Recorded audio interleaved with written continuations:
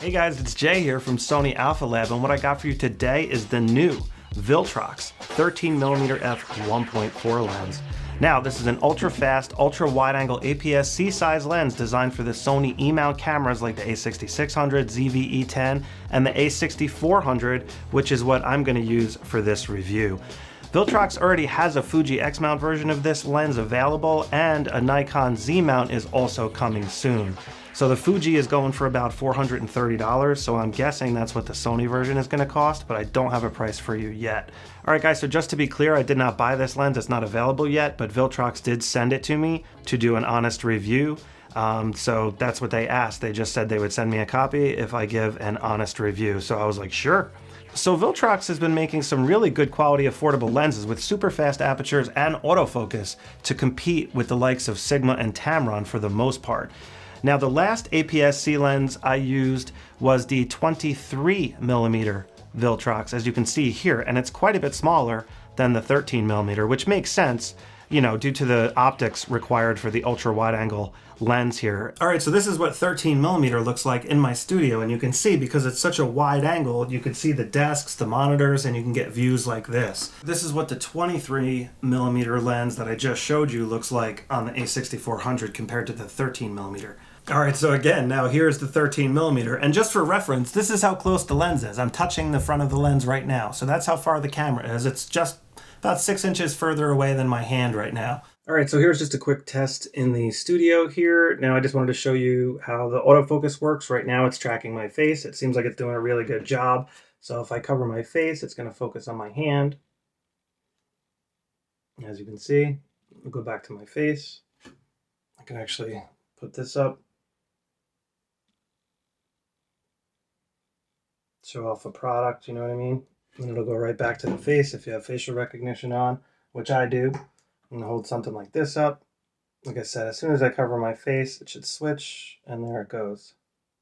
So the 13mm lens offers a full frame equivalent of 20mm and is constructed of 14 elements in 11 groups, including 2 aspherical elements, 4 low dispersion ED elements, and 2 high refractive index elements. It also features an internal focusing system driven by a near silent stepping motor.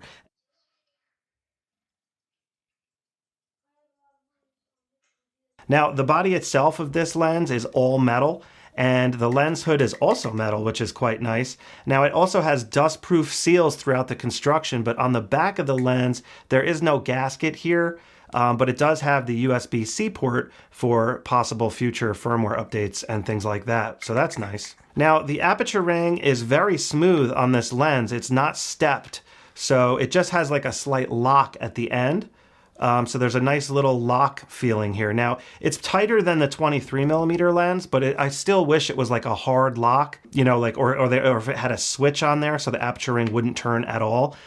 Because every once in a while you turn the aperture ring by accident a little bit, and then the lens automatically goes to f16.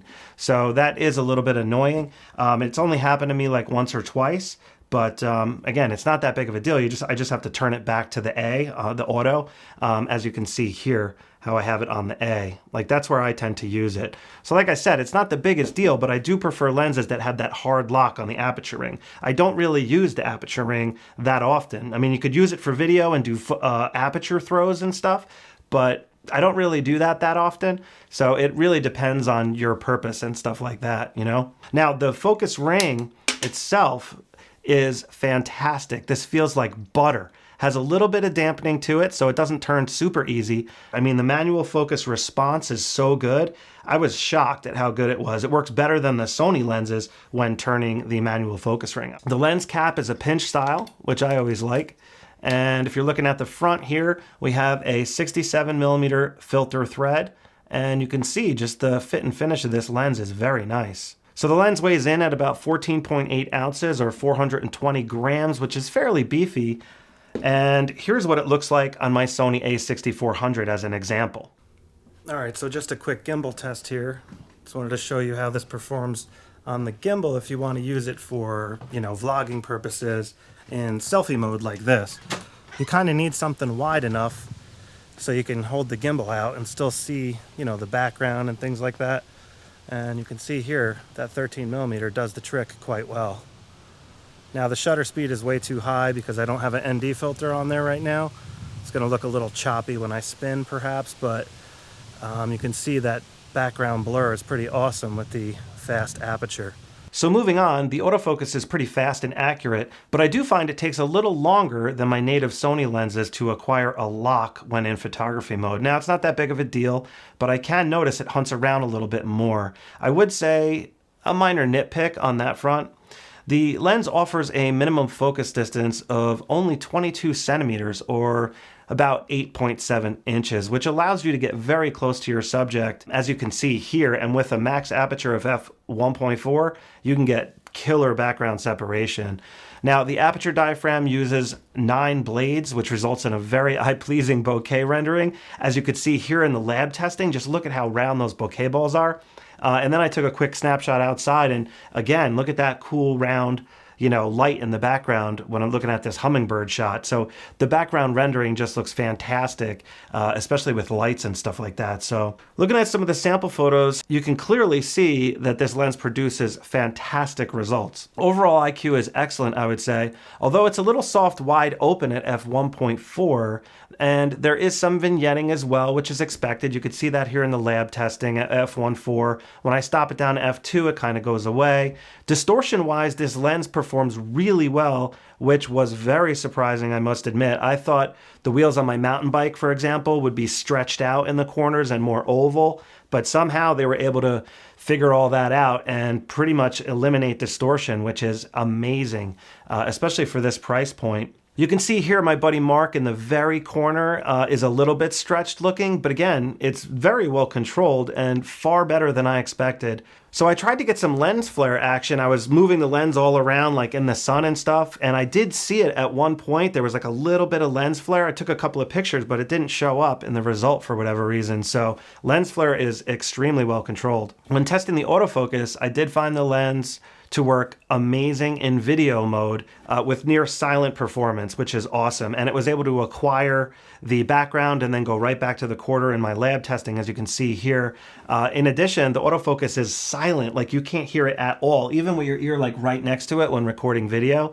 So that's excellent if you're recording on camera audio or if you have a mic on top of the camera and you're afraid it will pick up the lens noise. You don't have to worry about that with this lens because it's, like I said, nearly silent. Just like the Sony lenses, like the 35mm lens I'm using right now. Can't hear it at all. And that's what I want. That's what's so important to me, So this lens also has almost no focus breathing, as you can see here, which is great for those focus throws when recording video without having that distracting zoom effect that you get with some lenses. All right, so I just wanted to show you quickly the corner sharpness here from the lab testing, just so you can rest assured that this lens really is as sharp as I'm saying. Just take a look. This is at f1.4, guys, and you can see it's incredibly sharp across the board. Now, if I move over to the next photo, we're looking at f2. It just did tack up a little bit here in the corner, but nothing crazy.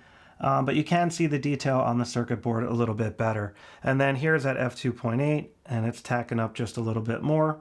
And here's f4. So I do notice f4 is a little bit sharper overall, has a little bit better contrast as well. I did want to show you right here, if I go to the minimum focus here at f1.4, you can see this quarter does look a little bit soft, but what I wanted to show you more in particular was the fringing. This is the only amount of fringing that I could get this lens to produce, and it's pretty hard to see. It's just like a little bit of like orange there. So again, flare control, fringing control, just phenomenal. A couple more real world photos I just wanted to show you quickly. So here is one you might have already saw from earlier, and then here's just a landscape shot. So now this one's at f4. Now this is wide open at f1.4, and the background blur is just killer for such a wide angle lens. It's super helpful in low light situations, which is what I'm in right now. So you can see the ISO is at 125 because it's at f1.4. So if I was at f4 or something, that ISO would be way higher. And then look at how sharp this food is. I mean, it looks great. Here's the outside of Eddie's Roadhouse. Just looking at the street here. Now this one's at f3.2, and I just wanted to show you how sharp it is. Now let me get it off that 200%. Here's 100% view. And again, just crazy sharp at f3.2. Now, this was some ridiculous Grand Cherokee here. It sounded like it had a V10 or something in it. Now here's just one of my petal, and again, look at that background separation. It's so impressive.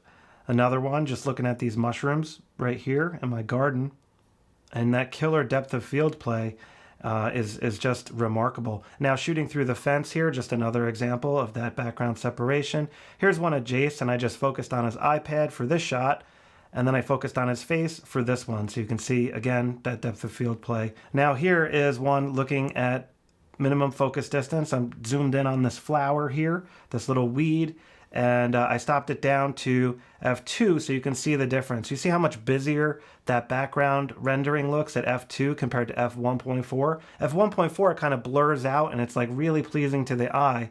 And as fast as f2 is, it still looks really good, but it's just that noticeable more busy. So if you're interested in this Viltrox lens, you can actually sign up for one.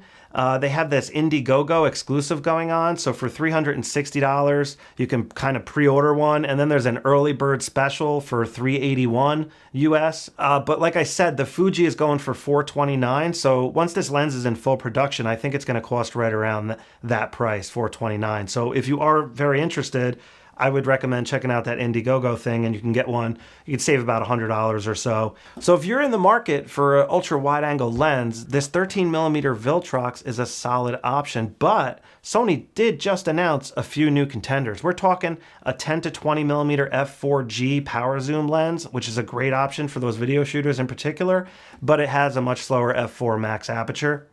You know, is what it is. And then Sony also came out with a 11mm f1.8 lens. So that would be more of a competitor to this. And, you know, that lens actually is much less weight, weighs about half. And it does cost a bit more, about $550 US is the retail for that new Sony lens. But again, if you want something super wide, you might want to consider that lens as well. That about wraps up this review, guys. So please do me a favor and hit that thumbs up button, consider subscribing, and be sure to check out all the links below in the description area for recommendations and the gear that I used to create this video. So if you're wondering like what I'm using, all that stuff's linked below. And like I said, I have some recommendations for you as well. I would also love to hear your thoughts on this new Viltrox lens. I love replying back and I love reading those comments, so thanks for that. All right, guys, so I really hope you have a great day and be safe out there, all right? Take care.